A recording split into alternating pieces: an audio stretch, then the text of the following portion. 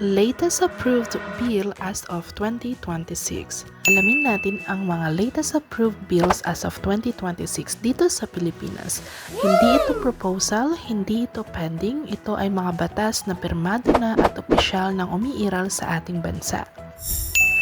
Kaya kung gusto mong maging updated sa mga batas na maaaring makaapekto sa iyong buwis, trabaho at araw-araw na pamumuhay, simulan na natin!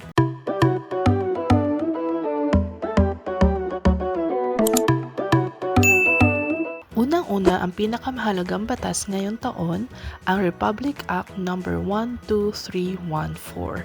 Ito ang General Appropriations Act para sa fiscal year 2026. Dito nakasaad kung paano hahatiin ang pambansang budget mula sa edukasyon, kalusugan, ayuda hanggang sa malalaking infrastructure projects. Sa madaling salita, dito umiikot ang galaw ng gobyerno ngayong 2026. Sunod dito ang Republic Act No. 12254 o ang E-Governance Act.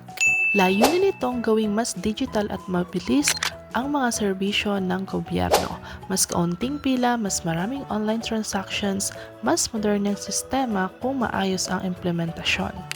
Para naman sa mga kalsada, tulay at railway projects, may Republic Act No. 12289 o ang ARROW Act. Wow! Pinapabilis nito ang proseso ng right-of-way acquisition para hindi maantala ang mga proyekto ng gobyerno. Mas mabilis na development sa iba't ibang bahagi ng bansa.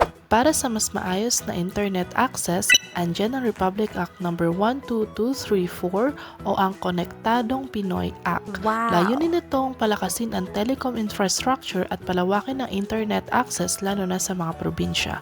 Mas konektado, mas maraming oportunidad. At ito na nga ang mga latest approved bills as of 2026 na dapat mong malaman.